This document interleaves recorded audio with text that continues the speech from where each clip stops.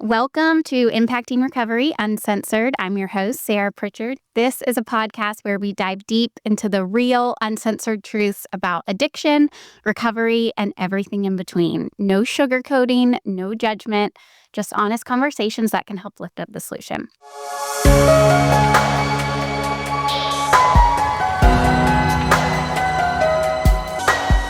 So let's get started. Today, I'm very excited because we have my special friend, Molly Millard. How are you? I'm doing great. How are you? Good.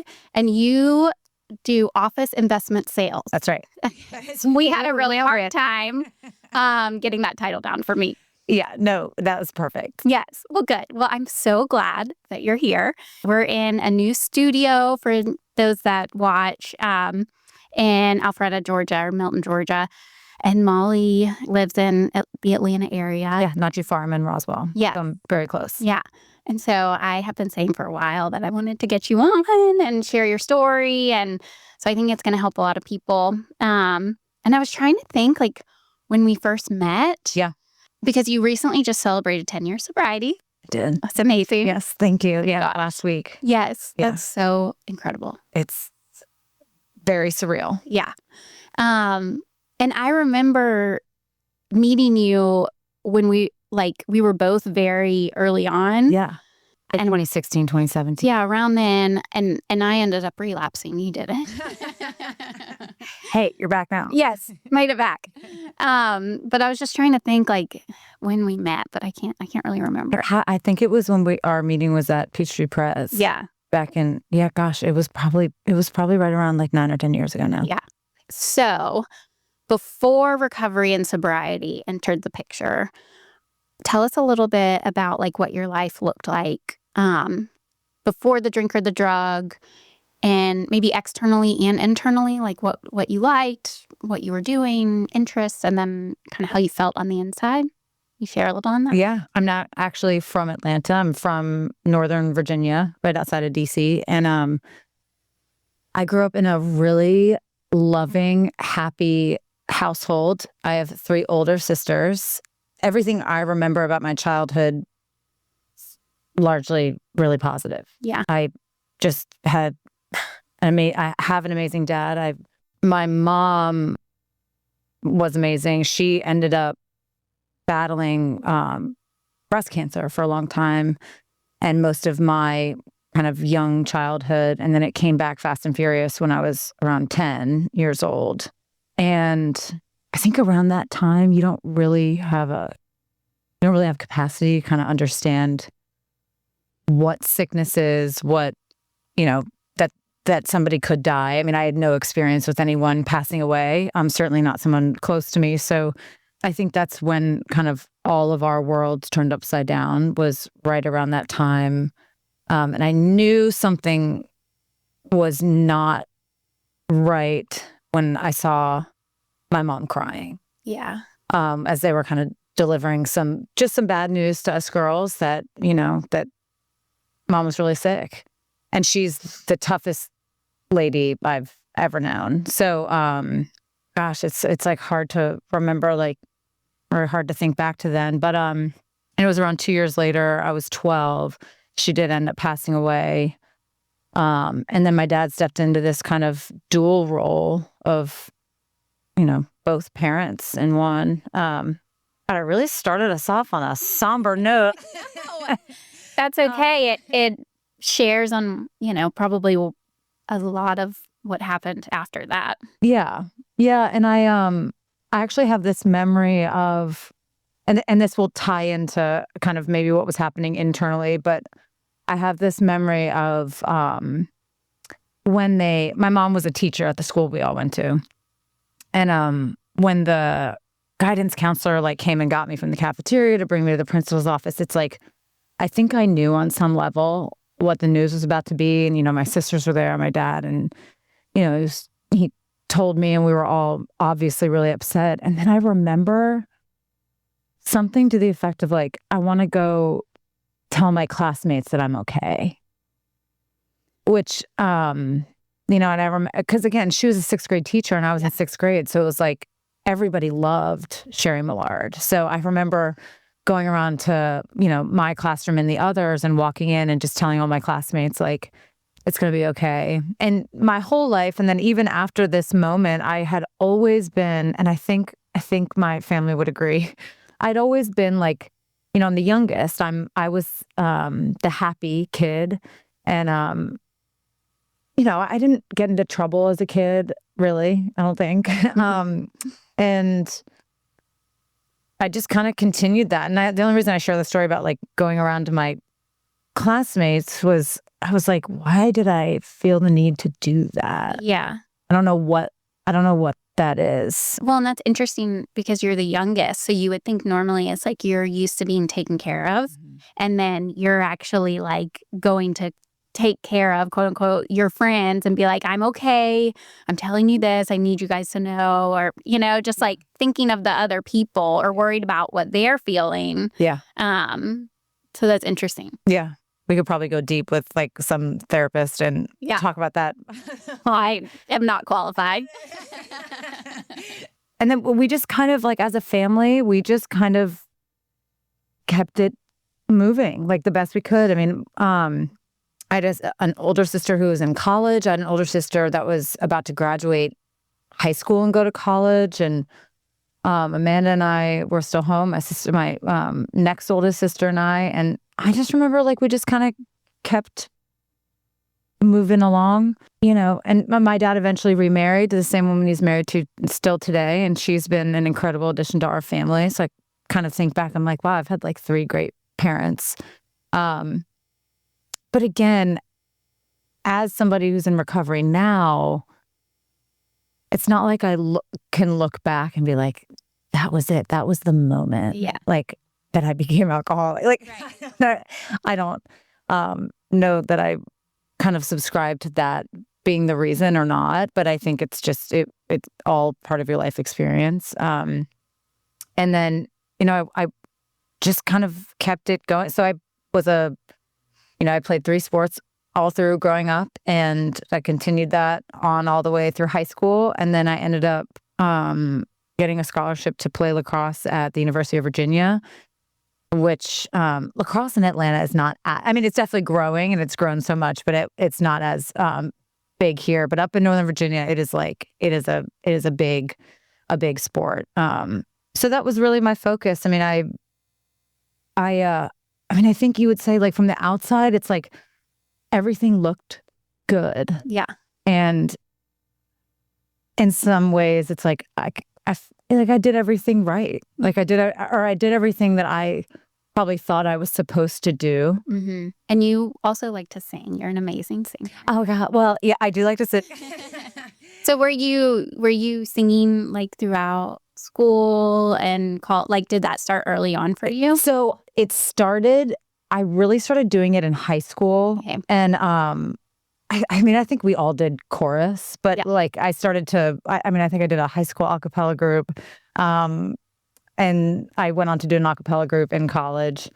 And I still love to do it still even today. Like anytime I get the opportunity, I'll definitely be singing for sure. But yeah, so then I, went on to college, and where I'm from, it was just kind of, that's what you did. You went to high school and then you went to college and then you got a job. And for me, I definitely caught the stage bug and was like, I'm going to go to New York and be an actress and singer. And so that's what I did. I graduated college and I went up to New York City for acting school. And then I was there for a few years. And should I get into like... Yeah, I guess I'm assuming you were drinking like in high school, at college and all that, but it was somewhat manageable, I would guess. Yeah. Like, okay. I feel like looking back at my experience, like kind of up through what we've just talked about, and I think I, drank for the first time like 14 or 15 and drank way too much. And then the next day I had a massive hangover, but I don't have memories of being like, I can't wait to do that again. Yeah. It was just, it was pretty, whatever normal is, it was like, okay, I'm like in lockstep with what everyone else is doing. Yeah. When did it get to where it was starting to get a little dicey? I would say at some point while I was living in New York, it started to ramp up for sure. And in the beginning, I was like having a blast. I mean, I was like 22, living in New York City. It was just, I don't know, like I had so many big dreams of making it to Hollywood and making it big or whatever.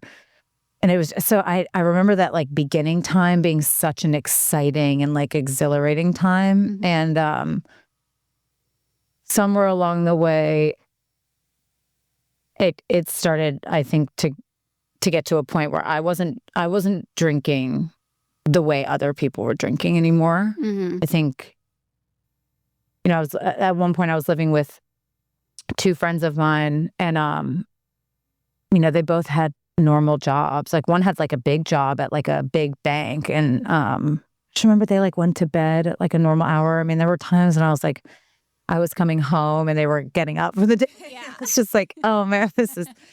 But again, it was just kind of like, well, it's just like New York City. Yeah. You're young and you're 20. Yeah. This Yeah. is like what you're supposed to be doing. Yeah. And then I eventually moved back home.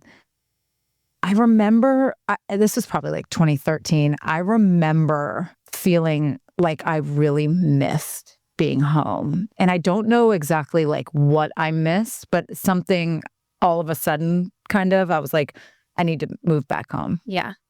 Or to my hometown. So I did. And that's when I started singing a lot more in like a band, and which it was also really fun in the beginning. And then it's just, it's late nights and you're not getting paid very much. You're kind of paid in beer or, liquor.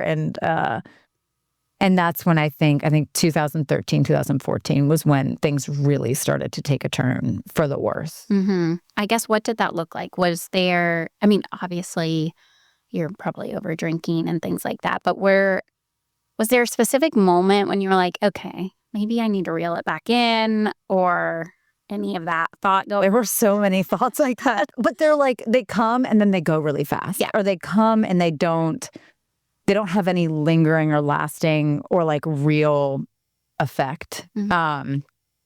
No, it was just like, I started, because it's like there's so much more than just the drinking that starts to be concerning. It's like the inability to hold any sort of commitment or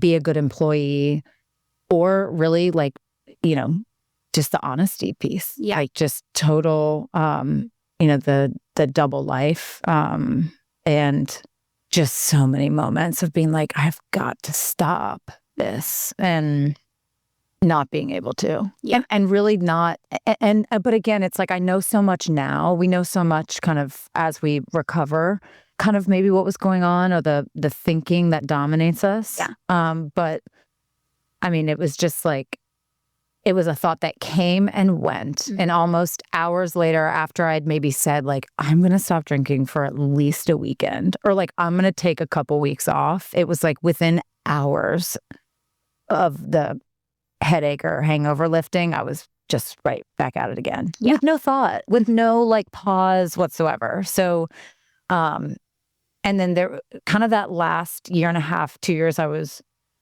drinking, it was like, it was every day. Mm-hmm. And I didn't know that until nearing what would be the end. Mm-hmm.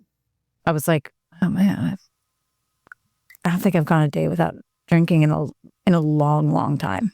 Like for me, I was similar of like, okay, I got to get this under control. But then our minds, the alcoholic mind, is going to tell us something different, even though our experience shows we cannot handle it. Right. We cannot control it. There's 1,000 stories that I have that shows I can't drink like a normal drinker. Yeah. But like for me, I didn't know it was progressive. No. So I was just like, I need to get back to how I was in college. Right. And then I'm good. Then I'm fine. Yeah. Wait, did you ever, I remember having this moment where it was like, late into the night, and I remember like staring at myself in the mirror and being like, you will stop this one day. Like, and I'm laughing now, but it was not funny. Yeah. So whenever you're talking to yourself, things are probably not good. I know. It was not good. I know. And I think that's just a misconception, especially for families that are watching. Like, we're not choosing to live this way. We don't want to. It's so awful, and it gets so dark.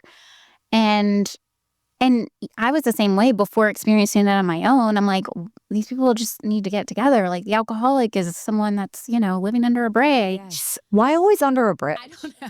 I thought that is always like in my mind, like what separated me as well. Like, and anyone is like, well, I wasn't like drinking under a bridge. Yeah. It's like, well, a lot of people weren't actually. Most of us. Right. And in some cases, like, I mean, this just goes to show why I'm so thankful that we're all bound together as we are now, like from this internal condition and not anything external, because our lives all look really different when we get here. I mean, I didn't have any issue like run-ins with the law, but I got lucky. Yeah, me too. And I love that part in the book where it kind of references, he had lost everything worthwhile in life. And I love that language because it's whatever's worthwhile to any of us. Like at the point when I got sober, and now I still had my license and whatever. It was like I had lost every meaningful relationship in my life. Like I didn't, and I think I had my dad to call from rehab. And outside of that, it was like, I think I could count on one hand people that might pick up the phone if I called. Yeah.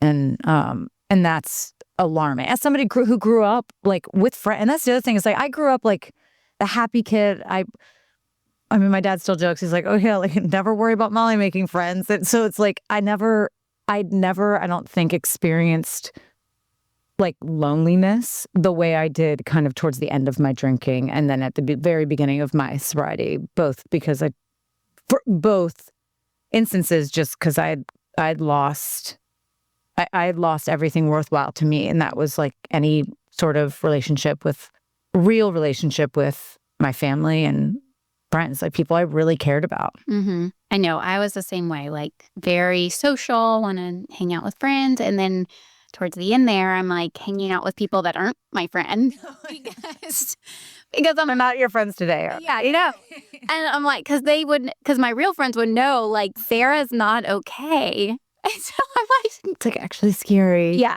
And so, okay, so you made it to treatment, thank God. Thank God. And was that something you were just like willing to do on your own, or was there anyone helping you along the way, or you off? Oh yes.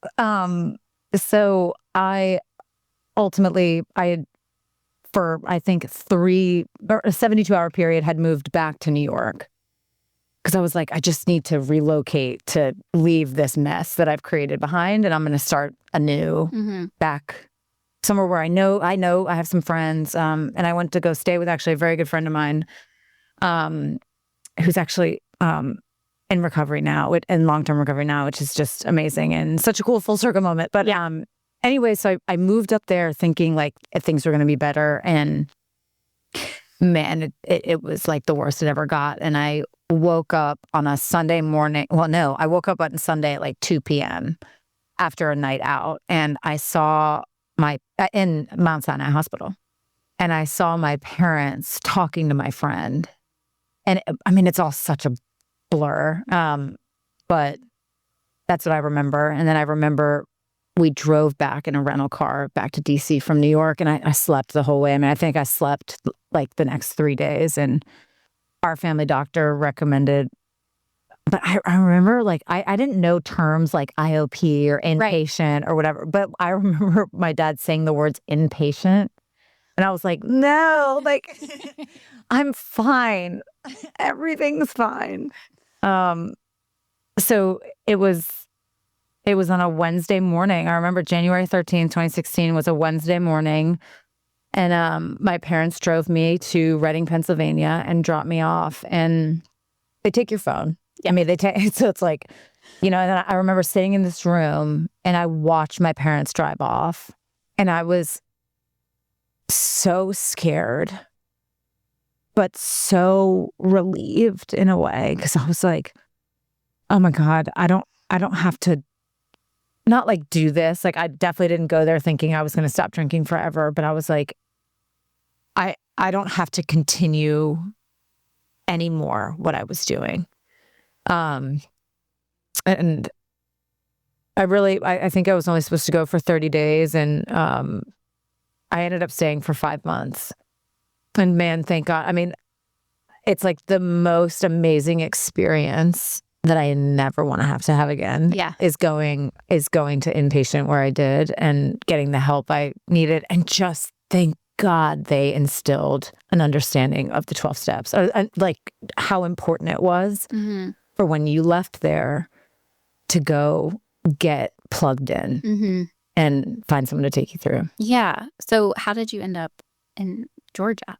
I was obsessed with going back. I was like, I need to be back in New York. Like for the first, I mean, I don't even know how long, but it was just like, and my counselor there was like, okay, yeah, like we can definitely set you up in New York and like a sober living and get you plugged in. And then she said, or they talked about something interesting, which was like this idea of like new people, places, and things. And again, all of this was new. I had never really tried to get sober, or I didn't go to meetings. My first experience with AA was like in rehab. So this was all new, but I remember just being like, I can't, I'm not going to any new city. Like I'm going to either, but I felt like I knew I couldn't go home. Like the life that was there for me at home, I was like, there's just no way I can go back to it. So I was like, New York.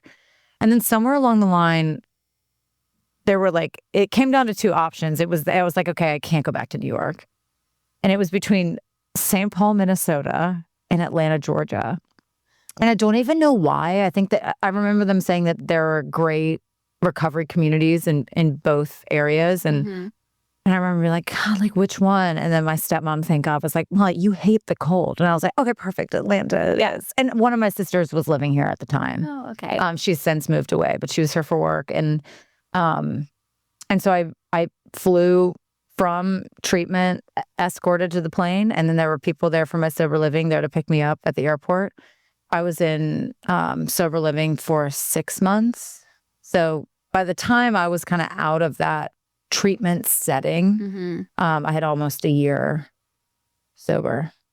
And you were working a program at that point. Yes. So I went, I moved here without a car and without friends. So I've really had nothing to do but bum rides to the clubhouse. And right, did you go to meetings? So it's like going to 3 a day. Yeah. It's like, man, I just have nothing better to do. And it was a Saturday morning. I went to this 10 a.m. big book study. And I remember the woman leading it was just, well, first of all, she was hilarious and really almost like very intimidating. Like she knew the book so well. I was like, oh my God, like she looks like a celeb, and everyone knew her name. And I was just like, wow. But something in me, thank God, at the end of the meeting was like, will you be my sponsor? Yeah. And she was like, are you an alcoholic? And I was like, yes, ma'am. And she's like, are you willing to do anything? Are you willing to go to any lengths to overcome alcoholism? And I was like, yes, ma'am. And she was like, all right. And then she gave me this like list of kind of things to do every day that like, call her every day and, get to meetings early and just some other things like sit in the front row and bring your book, all this stuff. And I didn't understand really why I was doing any of it or how any of what she was suggesting had anything to do with my not drinking, but something in me, I was just like, okay. Yeah. Yeah. And that's kind of where it all started.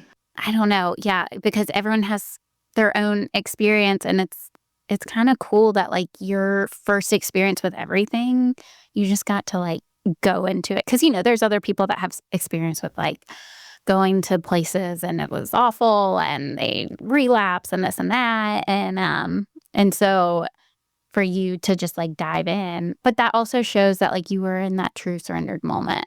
Like we have to have that in order to move through the process, because like something else I was going to ask you is like, as far as like, things that people get really tripped up on are like inventory and amends and like helping other women or helping other alcoholics because it can be inconvenient or annoying or or wonderful. But all those things. Yes, all those things. And so clearly you had just, had your surrendered moment of like, I can't live this way anymore. And thank God that you had people in your life that actually not only like working a program, living the solution. And I'm assuming this woman was like an example of like, I want to be like her. Oh, yeah. No, I mean, I went to pick up my 10-year chip at that same big book study over the weekend. And she's still like the same. I mean, she's got probably like 800 sponsees, right? I mean, she's just, and that was, and I really attribute it. So I attribute so much to her because from the beginning, it was like, you don't know how to be honest. You don't know how to do what you say you're going to do. And you don't know. And I didn't. Like, I had no, you don't have any practice in calling somebody and telling you what's going on with you. And just this, like, it was all about getting me, of course, to, linked up with God. And then that whole thing really happened for me in the amends process. And ultimately the amends I got to make that were really difficult. That's the time where God's real, where you're like, okay, like I felt like I was going to die and I didn't die and everything's, we came out of it and I'm okay. But just this importance from the very beginning about this is all about carrying the message to other women. Mm-hmm. And that I didn't question either, not because I was like, it more was just like, okay, I'll do it when I get there. And then I was there and then I had someone ask, like, will you be my sponsor? And I was like, let me check. Like, call up, be like, wait, am I ready? And she was just, and she said something so perfect. It was like, God will only put someone in your path when you're ready. And I'm so and thankfully, I mean, there are so many people that need help. It's like, they're all out there. Yes, for sure. I know. And that was something for me that was instilled into me, like, hey, you need to go help other women. And I'm like, yeah, that all sounds nice, but like, I need help. Don't you see my life? Like, hello, it's on fire. Yes. And so unfortunately I did not follow as you did. But I got drunk again, like that's just it for me. It's so black and white. And it's, I'm sure you see this with women you work with or just around, but like the resistance. And it's like, this is life and death, and like literally. And you're not going to like get out a notebook and write out some stuff, what you're mad about. Why is it so, like, no, because I get it. Because I had those moments like where it's, or, especially when you get a little bit of like sobriety time under your belt, you're like, is it like, it wasn't like that bad? Or, those thoughts come. Yes. And I just, and we've talked about this, but it's like, I can only, thank God we have such a great fellowship around it. Because it's like, you get plugged in, you start to actually like make friends and these are like my friends. Yeah. These are our people that know us the most. And you just find yourself, you're like, oh, I'm just involved. And I don't know. I feel like it would be so much hard. I'm like, if I had gone back to where I'm from, would I have been successful? I don't know. And to your point earlier, like, thank God you got it. It's like, if I had tried to get sober any earlier before like going to rehab, I'm confident that I would have like 50 white chips. Yeah. I just not ever really tried. But no, I mean, I got really, really lucky with, I mean, we're really lucky. Yeah. And I look around at our home group and I'm just like, look at all these home group members. I mean, it's like long-term sobriety. Yeah. It is amazing. Yeah. And that's like when I lived in Birmingham and I'm like coming back into town here and I'm like, I would come back and like try to go to the meeting or whatever. And that is not Sarah. Like, that's not the old Sarah, because I don't know if you had this experience, but like, I really thought it was going to be awful. And it was going to be a boring life. And like, all these people are weird. And like, I don't fit in. And like, in my mind, also like that they were all old and like sad. Yeah. Right. Well, now it's like any TV show or movie you watch now, when they have AA and those, like, it looks so depressing. I know. Like, oh my God, like, I wouldn't want a child AA if that was my only like exposure to it. I'm like, thank God it's not. Well, I know. And that's the thing. It's like, I say that all the time, because it's just like the small little circle. Everyone's crying. And I'm like, you're telling me I need to go there? Like, absolutely. I was someone standing up at the front talking to this sad circle. I'm like, I don't want to do that. That looks awful. Yeah. And so luckily, that's not how life is at all. No. I guess like with your life today, like, could you have thought that it would be this way and you're actually quote unquote sober, because it's so much more than that. But did you think you could live a life without any sort of substances? No. I mean, I didn't even imagine it. Yeah. And that the part in the book where it talks about like could no longer imagine life with or without alcohol. I mean, that's one of the scariest places to be, when you honestly find yourself like unable to imagine life under any circumstance. Mm-hmm. And again, I feel like such like a big book, so I'm probably just keep throwing up book quotes, but it's like, where does it say like your imagination will be fired? It's like, if I had kind of written out what I wanted my life to look like in the beginning, it would have just paled in comparison to the life I have today. And it's like, again, it comes back to those like relationships. Like, I'm married to someone also in recovery, but who is just the most wonderful human and just perfect for me. Like, I would not have been able to imagine him. I would not have been able to imagine having friendships like this, because I couldn't participate in them. And it wasn't, I have amazing friends from high school and college that have, kind of stood by me through all this and just are amazing, but they were always great. Yeah. I was the problem. So to like, again, just have friendships and people in your life and like a relationship with God, that was never a thought or on the table, I thought, just because I was just kind of like, God's seen everything I've been doing, and I don't want to have a relationship with him because I don't want to own up to all the stuff I've been up to, So no, I couldn't have imagined it was going to be what it is today. And in Atlanta, Georgia, like, it's so random, but it's not. Yeah, I know. Right? I know. It's so amazing. Like, just looking back, for me, like, seeing how everything aligned to be able to meet you and the group that we're in, like, because my family, you were talking about this earlier, how y'all went to like your primary care doctor or something. My family did the same thing. But it's who you are, right? Exactly. And so that's why with families, it's so hard, because you don't know what to do. And then you get on Google and it's like so overwhelming. There's so much. Yeah. And so it's just like, I'm like laughing, but it's sad that our like parents are like going to our, doctors that give us a physical and know like, what's happening? Yeah. What is this? Right. And, they sometimes know, sometimes don't. Like, you're so lucky that you got a good referral from that or like place they said. But I mean, man, like our family didn't experience this before. So it's just hard to navigate. And one of our friends, she went to high school with me, was a year older, and she was like vocal about her sobriety on social media.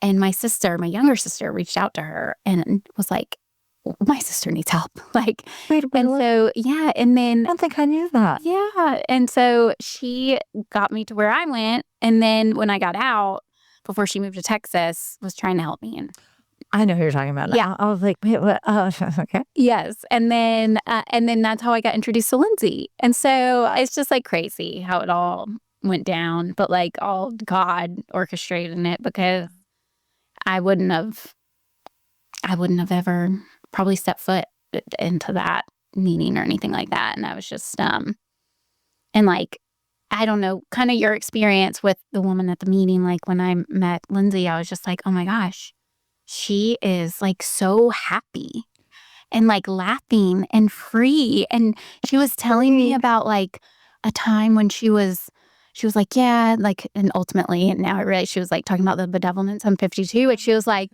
full of fear. Like I wasn't of help to anybody else. And I remember in my head being like, she's a saint. She's talking about being helpful to other people. I know. Like this is a foreign concept. No, it is. It's never even entered my brain. Right. I'm like, but like, what about me? Yeah. And so it's just, I don't know. It's just like really, really neat to see how it all plays out. And to talk briefly on like your life today and with work and things like that. Like, obviously you go to a lot of social events and there's drinking. And I think this is a huge misconception, especially for families, and rightfully so, because it's really scary. But like you're around alcohol all the time. Yeah. And is that a difficult thing for you to be at parties with alcohol? No. Yeah. But it was in the beginning not difficult, but I was afraid of it being difficult. Yeah. And I was afraid of being open about it. Mm-hmm. And again, I think we're living in a time where it's people are becoming so much more aware of it. And we know everybody's affected or knows someone who is affected by this. Mm-hmm.